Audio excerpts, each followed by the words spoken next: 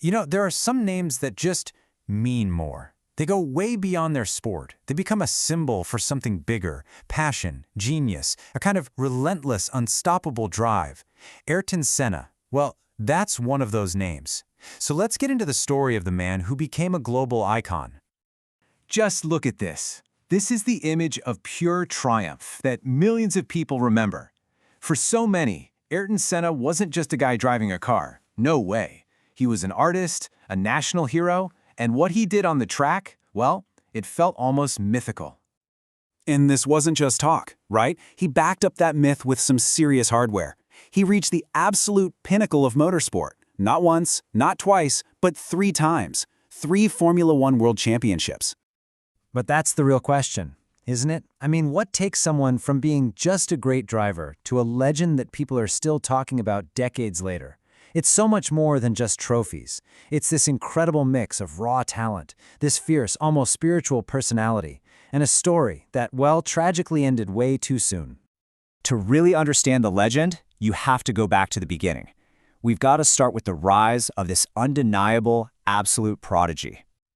So he was born in Sao Paulo, Brazil, and his obsession with racing started early. I mean, get this, his very first go-kart was actually built by his dad, and it was powered by a little 1-horsepower lawnmower engine.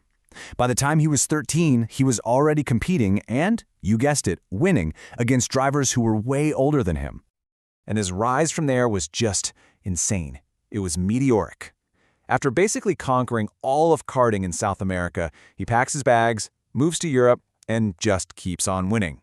He completely dominated Formula Ford, and then, in 1983, he wins the super competitive British Formula 3 title. Yeah, it was pretty clear to everyone that a very, very special talent had arrived. And that talent, well, was about to explode onto the world's biggest stage, Formula One. So he makes his big debut in 1984, but it's with this small, underdog team called Tulliman. This was not a front-running car by any stretch. But you know what? It just didn't matter. Senna immediately started showing these flashes of pure genius. He was wringing speed out of that car that nobody, not even the guys who designed it, thought was possible. And his precision, his feel for the car, was just on another level. Check out this story from the Dallas Grand Prix. He crashes, right? And he tells his engineer, "I'm sure that the wall moved." Now the engineer is probably thinking, yeah, right. But Senna insists they go check.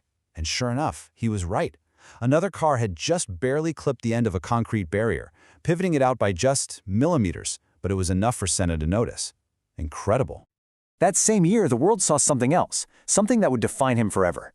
In these treacherous, wet conditions, when basically every other driver would slow down and play it safe, Senna seemed to find a whole other gear.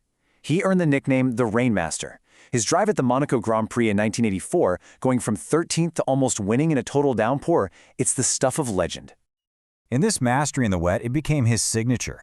A year later, he's with the Lotus team, and he gets his very first pole position and his first win at the Portuguese Grand Prix. The conditions? Oh, just a torrential downpour. He laughed almost the entire field. He later said that race was probably the best drive of his whole career. But, every great hero needs a great villain, or at least a great rival. And Ayrton Senna found his in one of the most intense, bitter, and captivating conflicts in the history of sports. So in 1988, Senna joins McLaren. And who's his teammate? Only the reigning world champion, the brilliant Frenchman Alain Prost. And in this car, the McLaren MP4/4, they were basically unstoppable. Think about this. They won a staggering 15 out of the 16 races that season. And at the end of it all, Senna came out on top with his first world championship.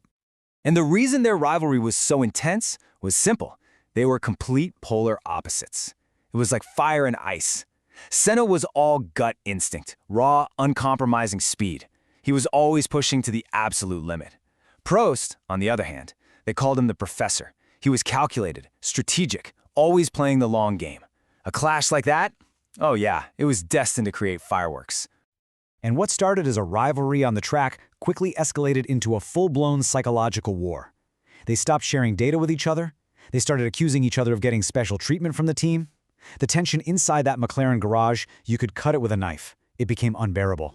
And it all just boiled over at the penultimate race of 1989 in Japan. So here's the setup. To win the title, Senna had to win this race. He dives down the inside of Prost. Prost turns in. Boom, they collide. Prost is out. Senna gets a push from the marshals, pits for a new front wing, and fights his way back to win the race, only to be disqualified after the race on a controversial technicality. The championship was handed to his rival. And this quote was Senna's justification. It really says everything you need to know about him. His entire philosophy boiled down to this one iconic line. It was basically a declaration of his all-or-nothing approach to racing. It's the mindset that made him great, but it's also what led to so much controversy. But you think the drama's over? Oh, not even close. Fast forward 1 year. Same track, same two rivals, championship on the line again. This time, they collide in the very first corner of the race. Prost is out, and Senna becomes champion. He'd admit years later that, yeah, the collision was intentional. It was payback for what he felt was a massive injustice the year before. After winning his third title in 1991, Senna's story entered its final, tragic chapter. It's a chapter that would cement his legacy, not just as a driver, but as a man. And let's be clear, beyond all the drama in the rivalry, the numbers themselves are just staggering. 41 wins, 65 pole positions, 80 podiums, and those 3 world titles. These aren't just statistics on a page, that is the resume of an absolute all-time great. In 1994, Senna moved to the Williams team, but there were massive rule changes that year. All the electronic driver aids, things like active suspension and traction control, were banned. The new cars were brutally fast, but also raw and incredibly difficult to handle. And Senna, well, he knew it, delivering this chillingly prophetic warning before the season even started. The third race of that season was at Imola in Italy, and the whole weekend was just dark. A young driver, Roland Ratzenberger, had been killed in qualifying the day before. Senna was deeply, deeply affected by it. He actually had an Austrian flag in his cockpit that he was planning to raise after the race in tribute. But on lap 7, while leading the race, his car left the track. His death was a global tragedy, but in Brazil, it was personal. He was this huge source of national pride. And, quietly, he was a major philanthropist who had anonymously donated millions of his fortune to help underprivileged kids. His state funeral brought the entire nation to a standstill, as millions lined the streets to say goodbye. So, in the end, what is it that makes someone immortal? With Senna, it was everything.